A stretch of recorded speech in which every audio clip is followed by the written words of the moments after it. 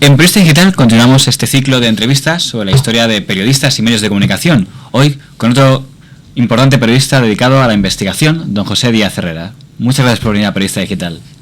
Hola, muy buenas tardes.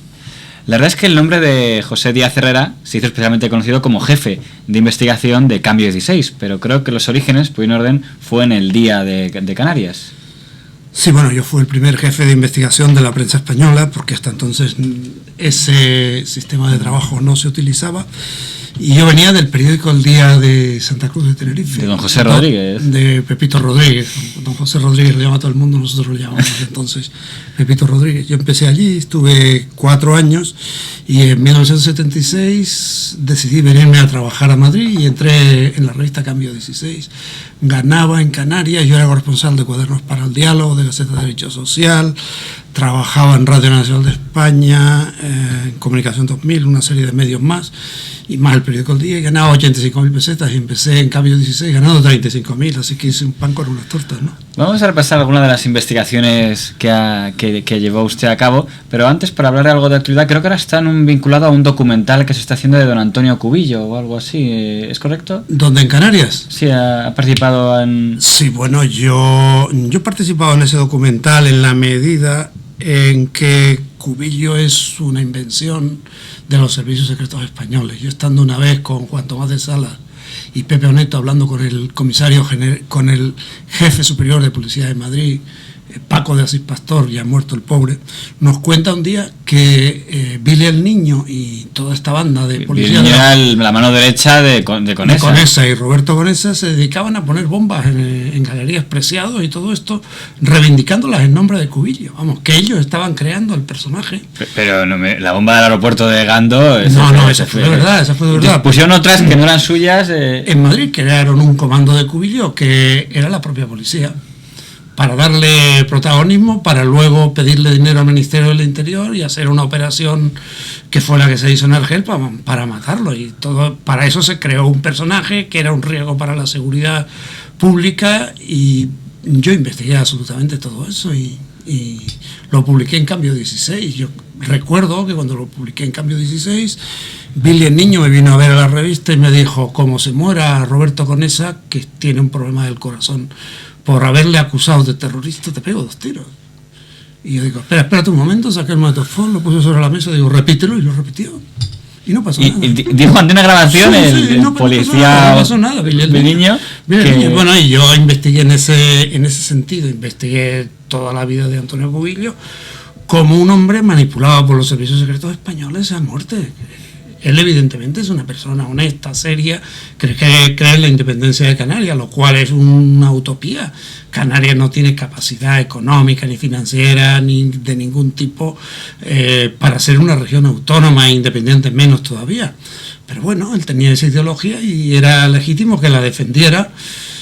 Lo que no era legítimo es que luego se creara en torno a él un mito como el que se creó, puesto que Cubillo en Canarias lo que hacía era que tiraba patatas con clavos para pincharle los neumáticos a los vehículos de los militares y cosas de esas. Y de vez en cuando rompía un cristal, pero no hizo grandes atentados terroristas hasta la historia de Gando.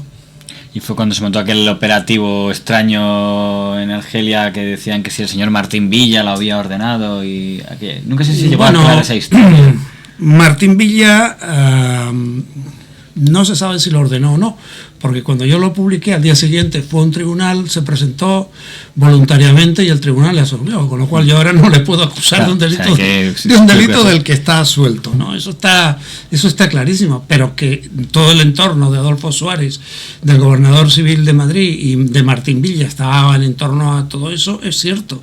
A mí me cuenta un policía de esa época, Modesto García, que es de la USP, me cuenta que la semana anterior al atentado Felipe González se comprometió con Adolfo Suárez a hablar con el presidente del gobierno de Argelia, que era Boumediene, yo creo, Ouari Boumediene, para que se le retirara la emisora, porque él lo que hacía era propaganda política en realidad, contraria a los intereses de Canarias ligados a España, ¿no?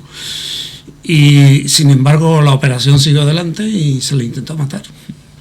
No sé la verdad es que de la intrahistoria de los servicios secretos de la policía creo que sabe usted bastante, pero por recordar otro episodio que también tiene mucho que hablar, y aquí hemos comentado cuando vino tanto don José Luis Gutiérrez como don José Oneto, que fue el caso, que creo que firmaba usted, del señor Almirón, que era el jefe de seguridad de Alianza Popular, y me parece que publicaron que era un antiguo terrorista argentino. Era de la AAA, claro, no es que publicamos, es que eso era absolutamente verdad.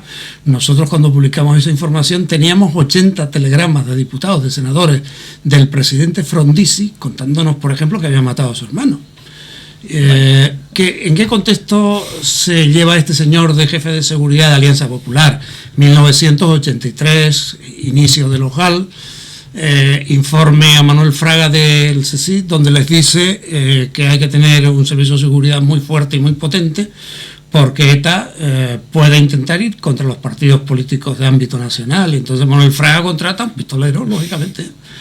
Y bueno, hay una cosa que no se ha contado jamás, pero que es realmente verídica. En ese momento hay una entrevista de Manuel Fraga con el presidente de Fuerza Nueva, Blas Piñar, y hay dos personas. Hay una persona que pasa como hombre de acción de Fuerza Nueva a Alianza Popular, Alberto Ruiz Gallardón, y hay una segunda persona que no pasa, que se llama Jaime Alonso, que era el jefe del sindicato de Fuerza Nueva, al que también se le propone que como hombre de acción se integre en Alianza Popular, y no se integra. Jaime Alonso no se integra. Jaime es quien me cuenta a mí absolutamente toda esta historia. Y yo me admiro, espera, yo me admiro mucho que de ser una persona de extremísima derecha, como lo era Alberto Ruiz Gallardón, sea hoy un gran demócrata. Esto hay que decirlo porque, claro, a la gente no se le puede juzgar por su historia pasada, sino por la presente también. Pero aunque sea anecdótico, no deja de ser una anécdota muy interesante que yo no sabía si se ha publicado en algún sitio. Porque sí sabía yo que sabía que era el abogado que había ordenado el secuestro de aquel. Sí, fue el abogado. Pero cuando aquella historia, yo estaba en Tenerife, en casa de mis padres, y un domingo recibo la llamada de Román Orozco, que era el subdirector de Cambio 16, y me dice: tienes que venir porque es una historia muy gorda, solo la puedes hacer tú, así que cógete un avión ahora mismo. Me cogí un avión, no había vuelo de Tenerife a Madrid, me tuve que pasar por Barcelona, dormí en una casa de putas, porque aquella noche en Barcelona había un congreso y no había hoteles. Al día siguiente me levanté tempranísimo por la mañana, cogí un avión a Madrid, y me reuní con la redacción, con Juan Carlos Algañarás, que era el jefe internacional de Cambio 16, y con Román Orozco, y allí había un personaje que se llamaba Almirón, que venía de la AAA argentina y que había sido el matarife, uno de los grandes matarifes de la AAA, que asesinó a 1.500 personas. Y después de verificar todos los datos, hablar con centenares de personas, sacamos una portada que se titulaba "Un asesino protege a Fraga". Lo normal en un partido político serio era salir con una nota al día siguiente diciendo: lo investigaremos y si de verdad tiene razón el periódico, lo despediremos y tal. No, Fraga se cabreó y dijo que era mentira. Entonces a la portada siguiente salimos: Fraga protege a un asesino. Otra querella y otro secuestro de la revista, porque esto era secuestro tras secuestro. Y el tercer secuestro fue con otra portada completamente distinta, pero igualmente dura, donde ya salía 300 argentinos, 300 políticos argentinos diciendo que todo era verdad y dando datos y aportando pruebas de todo género y tal. Y entonces el juez ya la secuestra por tercera vez y me llama a declarar, y el abogado me dice: vete con la ropa de preso porque te mete en la cárcel. Desobediencia a 3 veces a un juez, cárcel segura.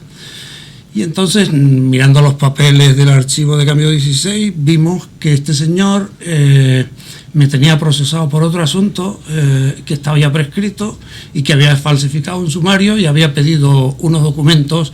Pídase los antecedentes de Pepe Neto, pídase los antecedentes de Pepe Díaz Herrera, pídase los antecedentes de Pepe Neto, con 3 fechas distintas, y que los papeles del juzgado tenían números correlativos, lo cual quiere decir que en 3 años en el juzgado no se había trabajado. No había otra forma de explicarlo. Y antes de que el señor me metiera en la cárcel, yo fui allí con los 3 papelitos y le dije: lo vengo a recusar porque es usted un delincuente. Y me dijo: por favor, vamos a arreglar esto. Digo: no, usted es un delincuente. Lo recusé, se le quitó el asunto y se le dio a Clemente Auger, Y nada más vio, presidente de la Audiencia Nacional. Claro, y nada más vio la tonelada de documentos que había allí, dijo, asuelto. La verdad es que aquel equipo de investigación de Cambio 16, tanto a usted como a don Rafael Cid, como a don Juan Tomás de Salas, como a José Neto, les tocó pasar unas cuantas veces por los juzgados, porque yo creo que era la primera vez que un periódico, por lo menos de ámbito nacional, no sé si a lo mejor alguno nacionalista de que lo había hecho, pero de ámbito nacional, desde luego el primero que señalaba directamente a cosas que ocurrían dentro de la policía. Estoy pensando, por ejemplo, en un reportaje que se llamaba Así es la mafia catalana, que recuerdo que se ocasionó mucho lío. Rafa, sí. Ese fue un trabajo de Rafa, fundamentalmente. Está firmado por mí también, yo era el jefe. Y allí firmábamos a la Limón. Y eso fue la primera vez que se descubre a un grupo de policías mafiosos que se dedican a extorsionar la sociedad en España. En el franquismo eso prácticamente, si se hacía, era desconocido. Pero en la democracia, la primera trama organizada de delincuentes dentro de la policía la descubre Rafa Cid en Barcelona. Publicamos una historia y logramos que se echara a un coronel de la Policía Nacional, que era el jefe de toda la Policía Nacional de Barcelona. Lo desterraron a La Rioja y estuvo en La Rioja de gobernador militar. Y al final acabé siendo amigo suyo porque estaba muy obsesionado en que le contara quién eran las fuentes. Cada 2 por 3 me iba a ver y de ahí saqué 6 o 7 historias. ¿Y al final consiguió averiguar el origen de por lo menos alguna pista o ahí? Sí, la información era de Rafa, sí. Yo no lo sabía. Claro. Con lo cual, yo además, para no caer en esas tentaciones, le dije a Rafa que no me lo dijera. Bueno, eso es una buena forma de... sí, es buena... también había sido el Cambio 16, aquella época es la época donde hay señales de subgolpismo. Acaba de producirse el 23F, acaba de haber, digamos, un segundo intento, aquel de los coroneles. Es un equipo de investigación del Grupo 16 que creo que a los golpistas no les caían precisamente demasiado bien aquel grupo. ¿Cómo se vivió aquella etapa? Bueno, yo me empiezo, el Grupo de Investigación de Cambio 16 se crea el 23F, el día siguiente del golpe. Nos llama Juan Tomás de Salas, o me llama a mí, y me dice que hay que montar un equipo de investigación para ir contra los golpistas y defender la democracia. Periodismo de trinchera y periodismo del duro. Y montamos un equipo de investigación serio. Tuvimos una entrevista con el presidente del gobierno, Leopoldo Calvo Sotelo, que tenía el pobre un terror permanente, veía golpistas todos los días por todos lados, y que nos animaba muchísimo, nos decía que contáramos con la colaboración de la policía, con todo lo que fuera y tal, pero evidentemente yo no me fiaba absolutamente de nada. Las informaciones de las policías en esas épocas eran puras intoxicaciones, la mayoría de ellas, y creé un equipo donde estaba Rafa Cid, Miguel Ángel Liso, Juan Gómez, Sebastián Moreno y hasta 7 personas. Y con toda la colaboración que teníamos del gobierno, la primera información que publicamos fue los enemigos de España son 3. Girón era uno. Girón, el Alcázar y Carrés. García Carrés, sí. La he visto. Y esa información yo mandé a Sebastián Moreno a que investigara a Carrés. A Girón. Y a los 10 minutos de salir de la redacción lo detiene la policía. Buena colaboración con el gobierno. ¿Por el artículo le detuvieron? No. Antes de hacer el artículo, como Girón era uno de los que iba a ser citado y era el presidente de los excombatientes y del Alcázar, había sido ministro de Trabajo con Franco y todo esto, era un golpista clarísimo, no lo ocultaba, pues había que investigarlo. Y mandé a un redactor a investigarlo. Y a la hora, una llamada de la policía, que hay aquí un señor detenido que dice que es de Cambio 16. Sí, es uno de mis chicos, de mi gente. Bueno, y esa fue la historia de toda esta historia. Ahí sí que trabajamos absolutamente a fondo. Una cosa que me da la atención es que prácticamente tocaban todos los polos, ¿no? Porque hemos hablado de la policía, hablamos de los golpistas y también se tiene en el mundo financiero, porque en aquella etapa pasó lo de Ruiz Mateos. Y sé que el equipo de investigación de Cambio 16, tanto en el entorno de Ruiz Mateos como de sus amigos como José María Sabater, como de la policía, porque también sacan cosas de Alberto Elías, que era el policía que había pinchado los teléfonos, se supone, con lo cual cogían un poco todo el marco. No creo que en ningún sector les cayera demasiado bien aquel equipo. No, los periodistas de investigación tenemos unas cuantas cosas. Primero, nuestros compañeros nos odian porque ganamos más. Segundo, los abogados de la empresa nos odian porque cada vez que venimos con un asunto hay que leerlo de arriba abajo 300 veces y evitar las querellas. Tercero, el dueño de la empresa te odia porque puedes tocar a sus amigos. Cuarto, jamás vas a recibir, nunca tendrás un amigo. Siempre estás dándole palos a todo el mundo. En la política no tendrás ni un amigo. Y quinto, llegan las Navidades y el único periodista de toda la redacción que no recibe ni un salchichón somos los de investigación. Así que somos gente odiada por todo el mundo. Y yo antes de esto quería contarte algo del golpe del 27O, porque a mí me parece un golpe genial. Fue la única información que no publicamos del golpismo. El 27 de octubre de 1982, el día antes de las elecciones generales, había un golpe en marcha que estaban preparando. Pero entonces no es de los coroneles, es otra historia. El famoso golpe de los coroneles. Había dos coroneles. Crespo Cuspinera, Jesús Crespo Cuspinera, José Crespo Cuspinera, que eran dos hermanos y además de la segunda de inteligencia. Y luego había uno de Luis Martín, creo. Y luego Muñoz Gutiérrez, Luis Gutiérrez, que era de la sesión tercera, que es planificación, y que era el que estaba planificando el golpe.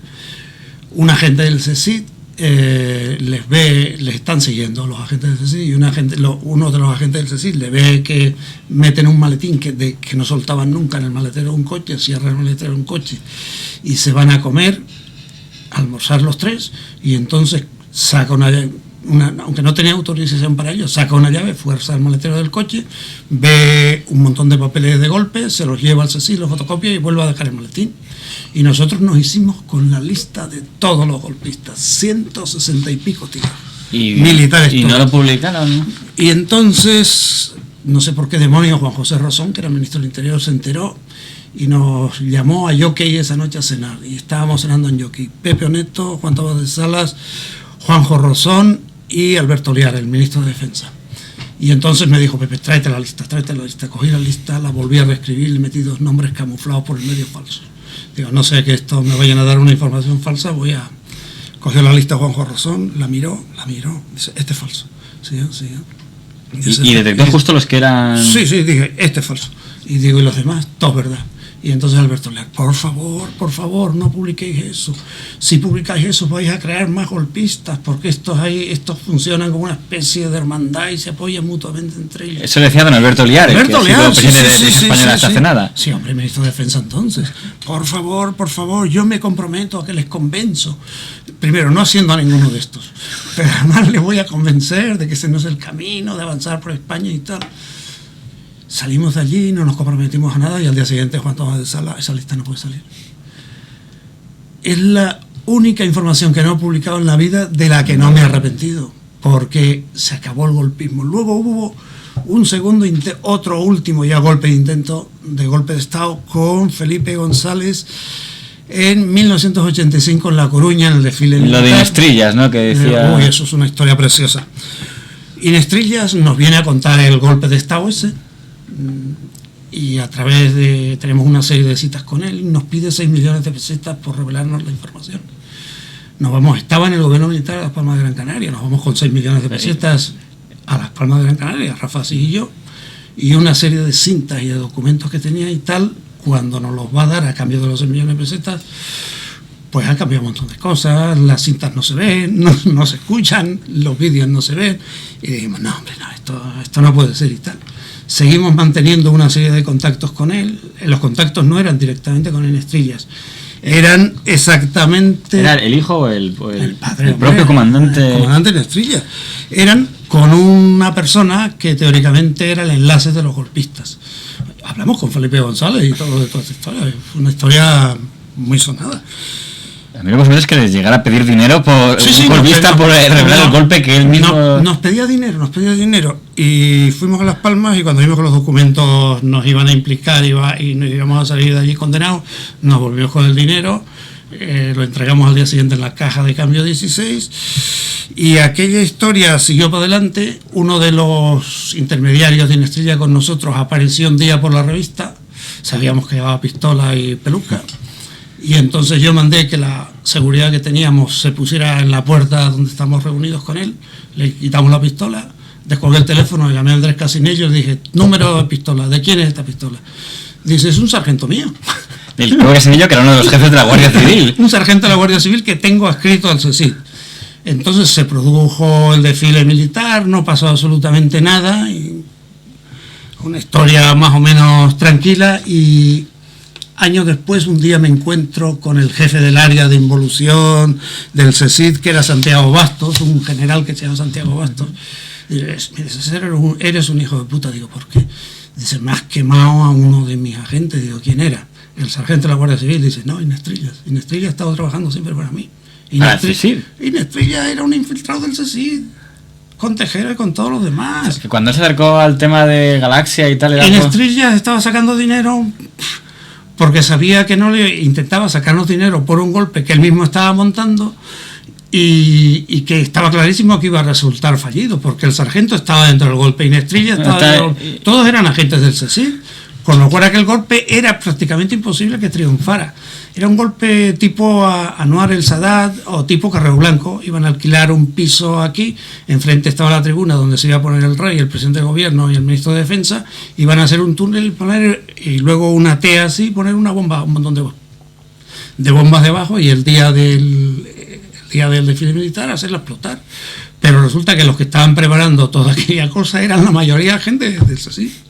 Ok, ya por curiosidad, igual no se puede decir, pero alguno de los nombres de esa larga lista que llegó a ver, volviendo al golpe de los coroneles, sea un nombre conocido tipo Álvarez Arenas, Pacheco o alguno de estos, eran... Casi toda esa gente, sí, la mayoría de gente que sonaba, todos los habíamos publicado, casi todos en la prensa.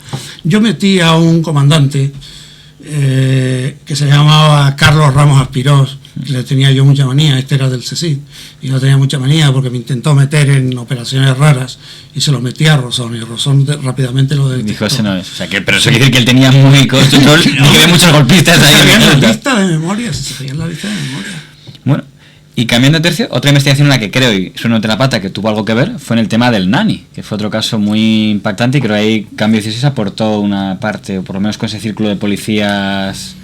Eso fue una investigación nuestra de 1985.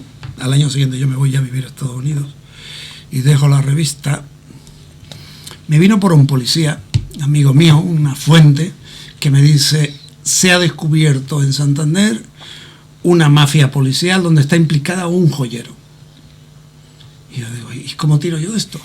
Y como 3 semanas después me lo vuelvo a encontrar y dice, ¿te has ido a Santander? Digo, no, con esto no tengo para tirar, que sí, que es muy gordo, que es muy importante que te vayas y tal. Entonces digo, a ver, me voy a hacer un viaje perdido.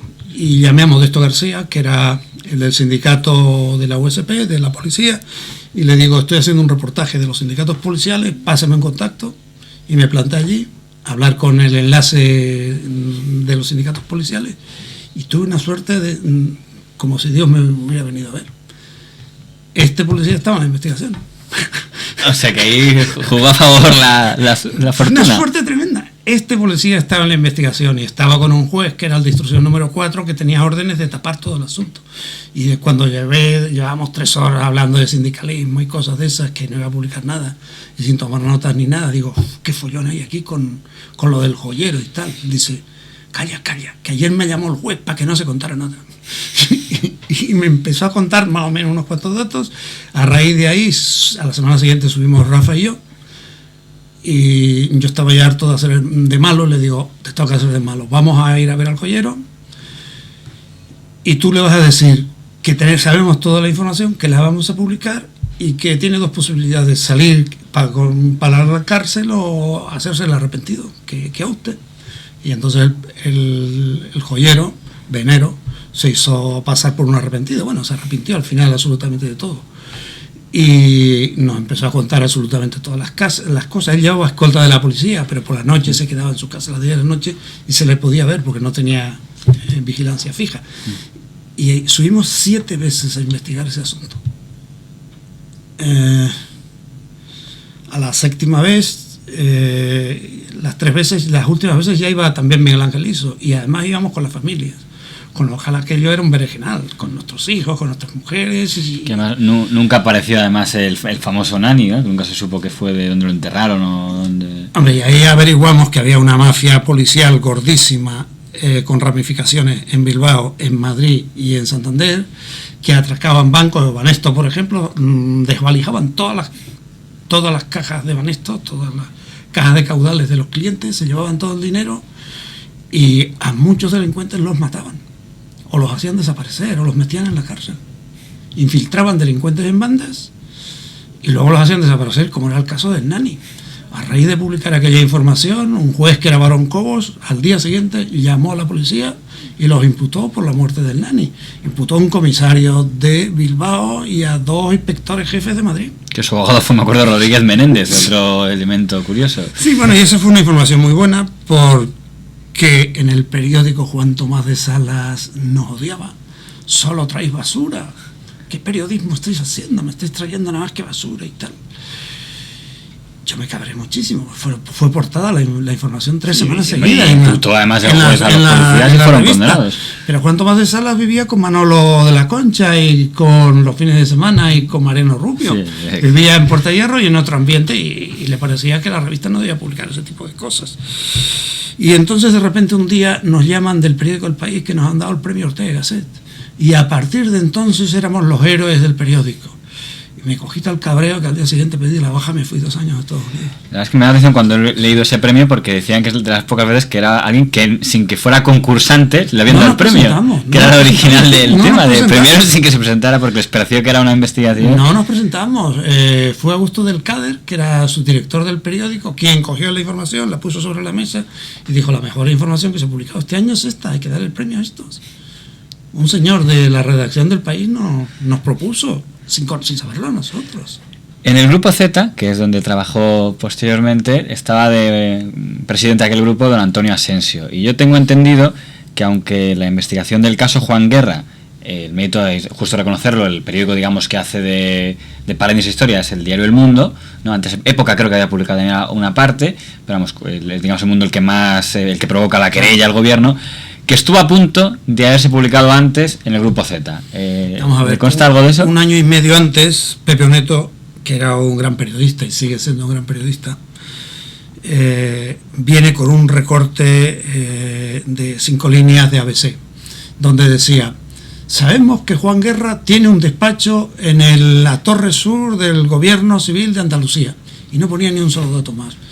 Y nos dice Pepe: si tiene una torre ahí es que está haciendo negocios desde el gobierno, basándose en que es hermano del vicepresidente del gobierno para Andalucía. Entonces Ramón Tijeras y yo nos fuimos 3 semanas seguidas a Andalucía, investigamos el asunto y a las 3 semanas venimos, hacemos la portada, la escribimos, la maquetamos. Yo tengo los ferros en mi casa y la prueba de portada la tengo en mi casa, con lo cual eso nadie me puede desmentir. Y eso fue un viernes. El lunes llegamos a la revista y veo otra portada distinta y preguntamos qué pasó, y todos los compañeros cabreadísimos: soy unos hijos de puta, que nos cogió Asensio en la presentación de la Gaceta de los Negocios y levantó la portada y mandó a hacer otra completamente distinta, porque estaba allí Rosa Conde y Rosa Conde le dijo que como salga esta portada no te van a dar la televisión. Y cambió una portada nuestra por una cadena de televisión que luego no le dieron. Claro, o sea, que por fecha era el concurso de agosto del 89, claro, y Asensio aspiraba a Univisión, que no la consiguió. No le dieron la televisión. Pues como un año después Pedro J. saca el asunto y tal, y nos dice Pepe Neto: pues, vosotros sois los más que sabéis, a Ramón y a mí, hacer la portada. Y con el cabreo que teníamos todavía dijimos: pero nos tenemos que ir a Sevilla a confirmar un dato. Que le saquen 2 billetes de avión. No hay avión. Un helicóptero. Porque no nos vaya en tren. Un helicóptero. Nos pusieron un helicóptero. Luego aparecieron billetes de avión y nos fuimos en avión, pero el helicóptero acabó yendo porque había que fotografiar 8 fincas de Alfonso Guerra, que tenía ahí medio en tratos de que se quedaba o no. Y llegamos a Sevilla, cenamos, y como la información la teníamos escrita, la metimos en el fax y la mandamos por Madrid. Y a raíz de ahí salió la investigación, y a raíz de ahí es cuando escribimos el libro El dinero del poder. Era lo que comentar. La verdad es que aquí cuando tuvimos al señor Neto le preguntamos por la salida suya a raíz de ese libro del Grupo Z. Si no entendí mal, que también puede ser yo que no entendí bien, él decía que era más una cuestión de deslealtad por el hecho de que hubieran sido con otra empresa diferente, trabajando en el Grupo Z, fuera con una empresa del Grupo 16. En cambio, había leído la otra versión que yo conocía, era más bien vía Javier de la Rosa, que era accionista del Grupo Z y no salía bien parado en el dinero del poder. Pepe es muy buena persona, lo que pasa es que está ya un poco más viejo, bastante más viejo que yo, y ya le falla la memoria. Pues Pepe tendría que acordarse que a raíz de que nos despidieran del grupo Z por el libro El dinero del primero, que yo teníamos contratos civiles donde no estábamos atados a la empresa, nada más que con la información que teníamos de la empresa, la publicamos en la empresa, pero la información que teníamos fuera de las horas de trabajo de la empresa eran para nuestros libros. Y cuando el caso Juan Guerra, le dijimos a Pepe Neto que íbamos a escribir un libro, que no nos satisfacía trabajar en la revista Tiempo, que eso sí, que pagaban un pastón, que no lo he ganado nunca en ningún otro lado, y que no me iba a marchar, pero que tenía que tenía que buscar una salida profesional a mi vida. Lo vimos Ramón y yo, se lo planteamos y nos lanzamos a poner el libro. El libro lo sabía todo el mundo, lo estábamos haciendo. Lo corrigió gente de la redacción, lo vio todo el mundo y tal. Lo que pasa es que hay un momento dado en que el libro, por una información que llevamos de Polanco, la editorial, que era Plaza y Janés, se niega a publicarlo. Era Plaza y Janés / Cambio 16. Y Plaza y Janés, que era socia en otros negocios con Polanco, se niega a publicarlo. Y entonces se queda colgado solo Cambio 16. Y Cambio 16 dice que tira para adelante con el libro y tira para adelante con el libro. Pero los de Plaza y Janés han hecho sus investigaciones para ver si el libro es verdad o mentira y han pasado un capítulo a Javier de la Rosa y otro a Polanco. Y han pasado una deslealtad de la editorial. Y cuando se entera Javier de la Rosa, ve su capítulo, llama a Antonio Asensio, al que le ha prometido 1.500 millones de pesetas para la Gaceta de los Negocios, y Antonio Asensio le dice que de acuerdo, que seguimos el libro, pero que ese capítulo no, que se lo demos a él. Le dimos que no nos censura absolutamente nadie, que ya bastante nos censura en su revista para censurarnos nuestra vida privada, es que él no es dueño de nuestros pensamientos, ni de nuestras ideas, ni de nuestro trabajo profesional, que tenemos un contrato civil y que seguimos tirando para adelante. Nos echó, lo llevamos a los tribunales por despido improcedente y le ganamos. Y Ana Rosa Asensio, la sobrina de Antonio Asensio, fue a los tribunales y nos indemnizó a los 3 o 4 meses. Así que le ganamos una demanda civil a Antonio Asensio. A Antonio Asensio y al grupo Z, absolutamente entero. Yo digo que De la Rosa le buscó también las cosquillas más adelante con otro libro, que era el del saqueo de España, que ahí tanto Mario Conde como don Javier de la Rosa le meten en una querella a usted y a doña Isabel Durán, porque sacan el famoso asunto del chantaje, que creo que era más De la Rosa, ¿no?, el del chantaje, que Mario Conde. Los dos. Lo que pasa es que Mario Conde era más civilino. Javier de la Rosa estaba indignadísimo, llamaba al ministro Belloc y decía: voy a meter al rey en la cárcel. Y claro, que Javier de la Rosa era más evidente. Mario es distinto.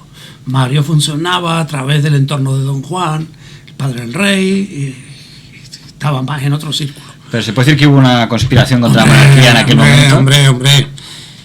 Esa información, el libro lo teníamos ya casi hecho y de repente nos llega la información, nos ponemos a investigar. Yo tengo 5 entrevistas con Javier de la Rosa y tengo una entrevista con Manolo Prado y Colón de Carvajal, el ortopédico famoso. El ortopédico en Marbella. Esa sí que la grabo porque él me viene a hablar en nombre del rey.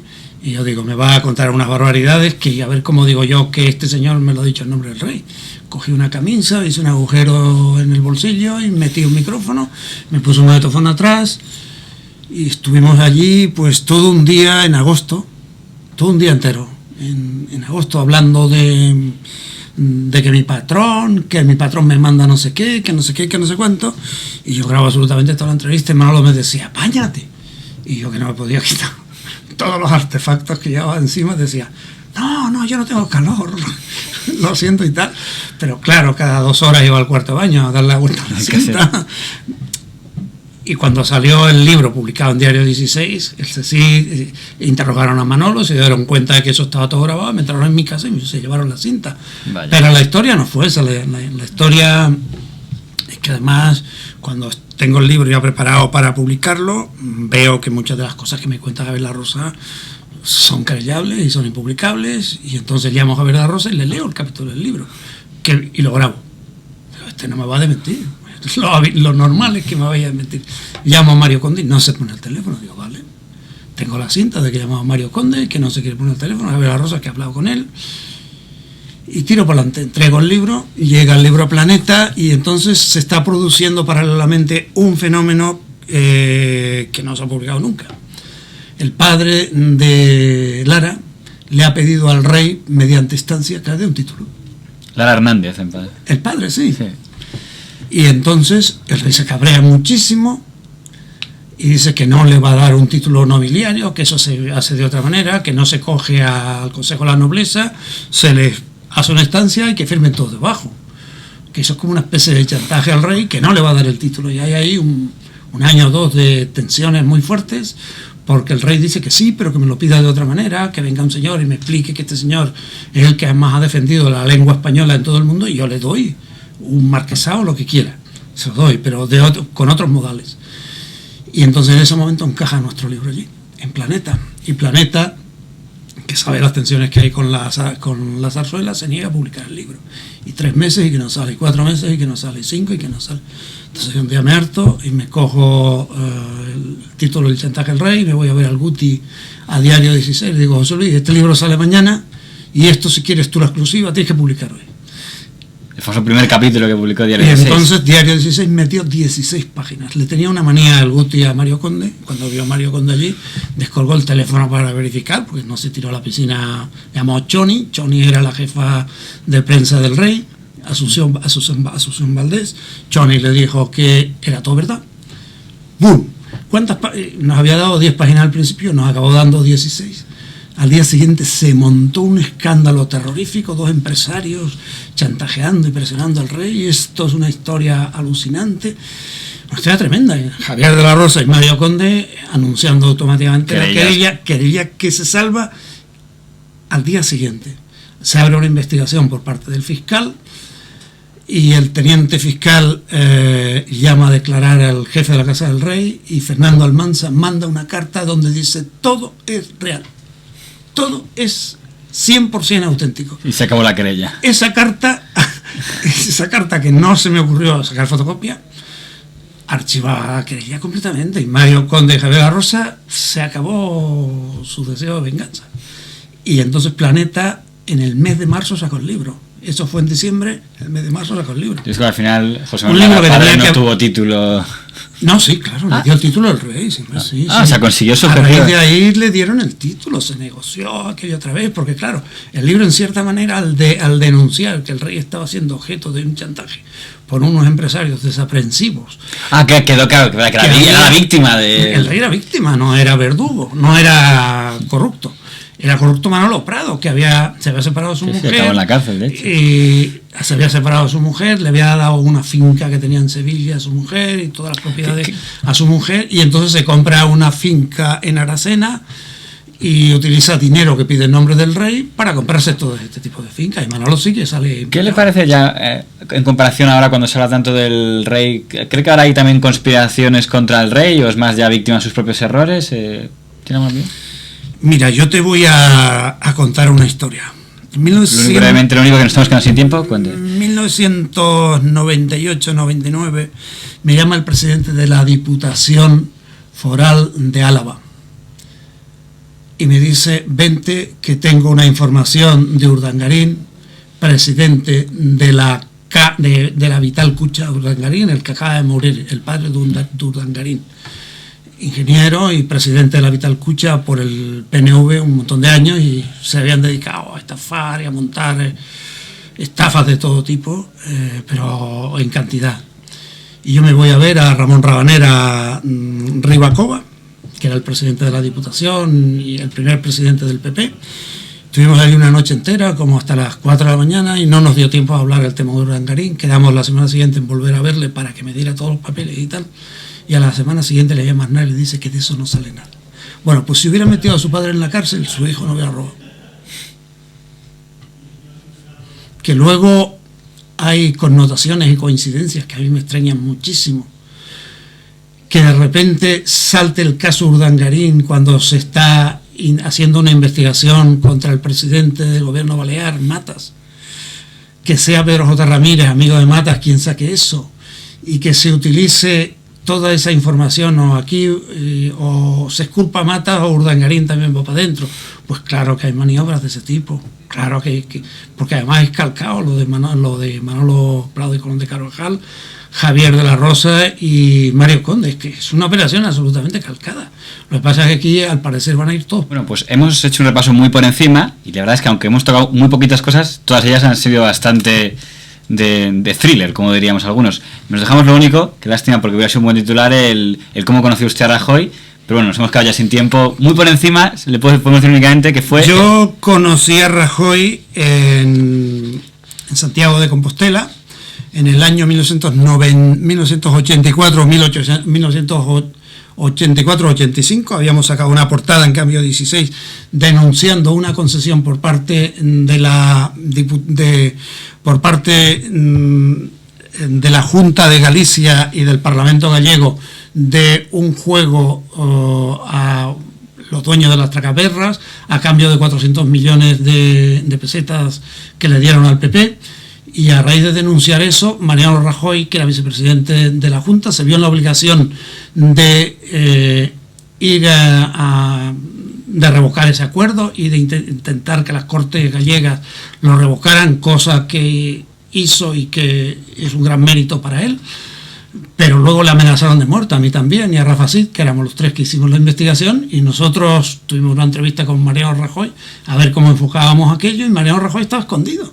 Y yo me alucina haber conocido, escondido, en el hostal San Marcos es en León, el hostal más importante de Santiago, haber encontrado escondido y protegido por la Guardia Civil al actual presidente del gobierno, mientras Rafa Cid y yo íbamos